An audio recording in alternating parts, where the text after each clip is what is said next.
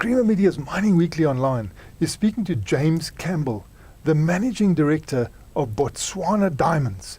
And we're going to question James on his activities in South Africa in the diamond exploration field. James, can you tell us how prospective South Africa is and what you are doing in the field of diamond exploration under the banner of Rutomi in South Africa? Myself and my colleagues have long believed that Botswana and South Africa are two of the most highly prospective diamond destinations in the world. Botswana Diamonds has been very active in Botswana for some time and continues to be so. But earlier this year, Botswana Diamonds announced an earn-in agreement with a company called Rutomi, which has got extensive prospects in South Africa. Those prospects cover three main areas. The first one is something called the Thorny River Project, which is east of Mokopane in the Limpopo province and very close to the previously run Marsfontein mine, which was operated by a De Beers Southern Era joint venture and had an astonishing 3.5 days payback.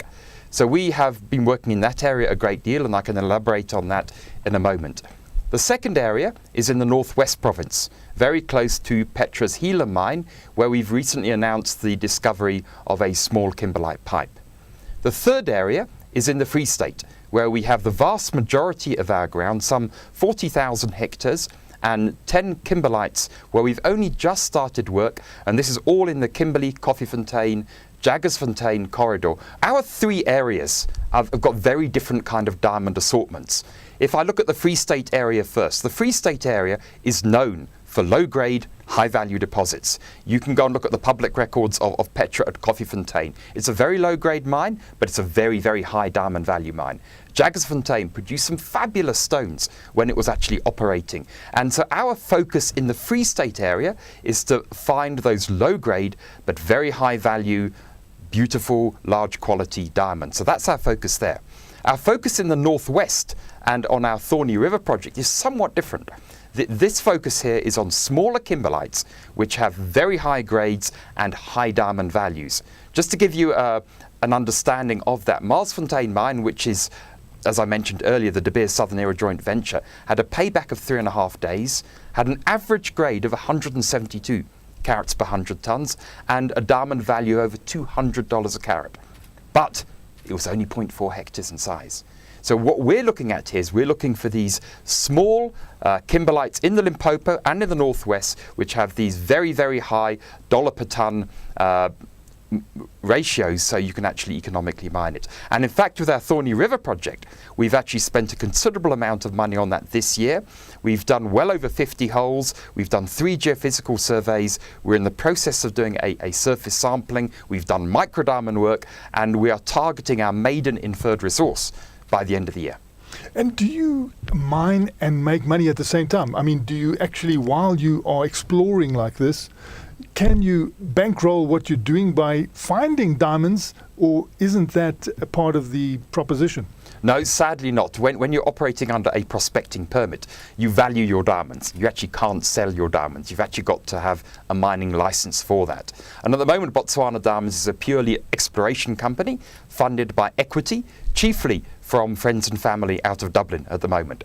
So we will come to a point where we'll go into an indicated resource study, do pre-feasibility studies, do feasibility studies, and do all that kind of work. And yes, it is our intention, if these projects prove commercial, to actually start mining. And once we start mining, we can then use that revenue to actually complement or substitute the money that we get from equity to do our exploration on our other projects. And do you agree with the contention that South Africa is underexplored, not only in diamonds, but I think it was specifically said about diamonds that we are underexplored? Martin, absolutely. One of the reasons why my colleague John Shelton and I vended in Rutomi into Botswana Diamonds was for that very reason. I've been in the diamond industry, embarrassingly, for over 30 years now. And if one looks at the diamond targets around the world at the moment, there are vast swathes of South Africa which haven't been looked at for 30, 40 or more years. And what is important about that is that every time there is a breakthrough in prospecting technology, there is the opportunity to find a new mine. Everyone understands the whole story around AK6 and Karowe. And if I just use that as a snapshot as an example, this was found in 1969. It was seen to be low grade, round about 2.5 carats per 100 tonnes, and small, round about 2.5 hectares. Fast forward into the 1990s, new ground-breaking geophysical surveys, that 2.5 became 10 hectares. New approaches to drilling, where the diamonds were broken much, much less. In those days, it was an old Stomper type drilling rig.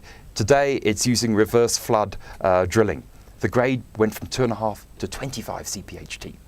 So the theme there is to use what we call third generation technology to look at what the very competent explorers did 30, 40 or more years ago, and through that particular lens, see if we can't actually find something more, very much like the AK6 story. And what do you think of the legislative environment here? You seem to have been able to get your prospecting license, but there's a huge complaint that others are not. What is the legislative framework like? And if you are a discoverer, can you automatically go on and be a developer, or does someone else come in and develop? Well, Martin, it's actually obviously a very important and topical question at the moment. One of the great things about Vitomi is we are obviously fully empowered. In fact, we're 28%, not 26%. And our empowerment partners are fully risk-shared partners. This is not some kind of vendor finance deal. So our two risk-sharing partners have put money in, just like everybody else, to develop the projects. And in fact, so much so that when we're looking at our earn-in arrangement from between Botswana Diamonds and Vitomi, we are creating a mechanism where our risk-sharing partners or our BE partners will equally share in the Botswana Diamond shares because they're business partners. And we operate, obviously, absolutely according to the law. We make our license applications. We operate probably quite below the radar screen. We're not political. All we are is we identify areas which we think are prospective. We go and engage with the DMR and with the communities and other stakeholders. We make our applications and we get our licenses. Obviously, I can't talk on behalf of other companies. And yes, I am aware that other companies do actually have challenges from it. But interestingly, there is a perception outside of South Africa that it's a very, very complicated country to work, and there are challenges to raising money to develop projects in this in this country. But exploration is a long-term game. And it's not going to be producing a mine tomorrow or the next day. You've got to go through the resource delivery pipeline. You've got to develop your studies and your feasibility studies. And I'm very convinced about the future of South Africa and the future of Africa. I've brought up my family here. I think there's no testament to that. So I firmly believe that as we actually progress down the resource pipeline, we'll gradually start to de-risk things from a political perspective. But if I could just add, yes, you've got the legislative environment on one side, but you mustn't forget we have great roads, we have great power, we have a great banking system, we have great telecommunications. And when you go north of Botswana, for example, you actually don't have a lot of that. So if we can actually simplify and resolve many of the political and legislative issues, I think this country is going to be maybe like another Botswana. You've just returned from Botswana, an important gathering there. What was your takeaway? I was attending the Africa Mining Summit, where I actually chaired, would you believe, a session amongst 4 cabinet ministers, led by the Minister of Mines of Botswana and the head of the Trade Commission of the African Union. And I also gave a presentation on prospectivity and country risk, which was fascinating because there we looked at what do explorers want, what does government want, and what does the financial markets want. And we looked at these kind of 3 things. And what was very, very clear that came out of that conference is that Botswana clearly is highly prospective in terms of diamonds, highly prospective in terms of coal and base metals and other things, and it's a wonderful, simple legislative framework to you go in there, you've got all the information at the Geological Survey, you can apply for licenses, and there's automatic conversion once you've actually done your prospecting permits, etc. And yes, there were lots of negative vibes coming out of South Africa, but there was a sense that things will change for the better, investment will gradually start to return, and with that investment, the governments, after all, have to actually develop the country. So it's almost like that tripartite relationship between your explorers, your government, and your financiers. And I'm convinced that South Africa will start to grow in that area, and other countries around there are all competing for the same exploration dollar. One of the questions I asked the cabinet ministers is that you've got 3 minutes to present your country to a $25 billion hedge fund in New York. Sell your country. And it was really quite interesting to see the dynamics in terms of how the people can sell their country in order to actually develop what's required in the country and give the investor a return. And how many prospects are you working on now in Southern Africa in total? And what looks like being commercial? We've got some 20 diamondiferous kimberlites, Martin. And we've got everything in the resource pipeline from grassroots, early stage discoveries, all the way through to knocking on the door of an inferred resource. And our work at the moment is chiefly focused on the Thorny River project, where we wish to declare an inferred resource at the end of the year. And that basically means that during the course of next year, we can start work on generating an indicated resource and generating pre-feasibility studies. So that's probably closest to commercial production than actually anything else. But we'll also do work on our Ontevredem project, which is a very exciting, potentially high-grade, high-value project near Swartruggens, and we're going to be doing some drilling work there. But we're also going to be doing a bit of work on our Free State, some 11 kimberlites in the Free State, so we can gradually move them all the way up the resource pipeline. So with this diversity of our portfolio, we hope one or two or maybe more will pop and actually go all the way through. And what is your budget of expenditure on all this? And if you had more, could you do this faster? Martin, this is actually, this is one of the big discussions we had actually last week in Botswana, is that you've got to find a balance between minimizing shareholder dilution, especially that we actually rely on friends and family for actually much of our money, delivering your work as cheaply and efficiently as you can, and being able to raise your next money at actually a higher price. We raised £890,000 in July at 1.35p, and we gave our investors a simple work program of 5 things. Firstly, to deliver an inferred resource on Thorny River, which is our project east of Mokopane. Secondly, to continue working on our Ontevredem project, doing mineral chemistry work and whole rock geochemistry.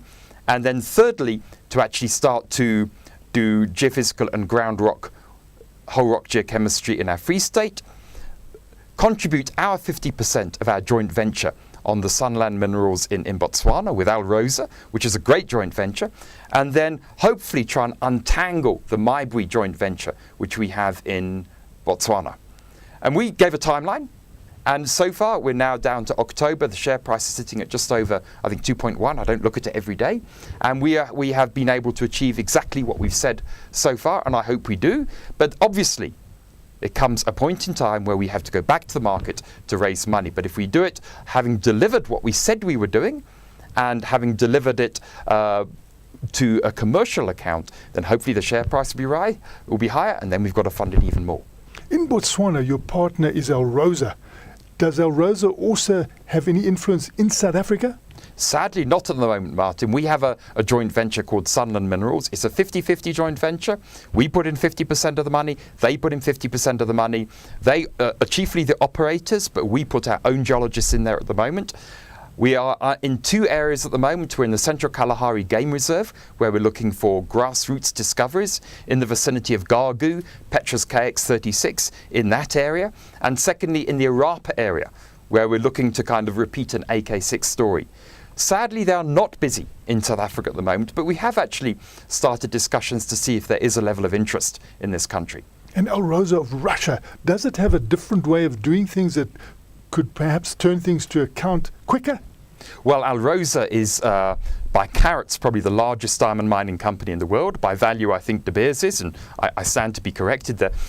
And yes, one of the unique things about our joint venture with Elrosa is that they can take samples in the field and turn those samples into heavy minerals, identified whether they're kimberlite or not, within 2 weeks. Typically, what happens in other companies is that could easily take 6 months to a year. So we're able to cover vast areas of ground very quickly and very efficiently. And then on top of that, they have enormous experience in geophysical technology, not just in Russia, but in Angola, where they are the operators of the Kotoka mine. And I think people would have started to hear about their new discovery called Luaxi, which will soon become a major diamond producer. So they are not just busy in Russia, they have a great African footprint as well. So yes, they bring a raft of new technology, a raft of new thinking. And as you know, I spent over 20 years with De Beers, so hopefully I can bring what I knew from that time at De Beers, along with my recent history in the junior mining space too as well. That was Creamer Media's Mining Weekly Online, speaking to James Campbell, the Managing Director of Botswana Diamonds.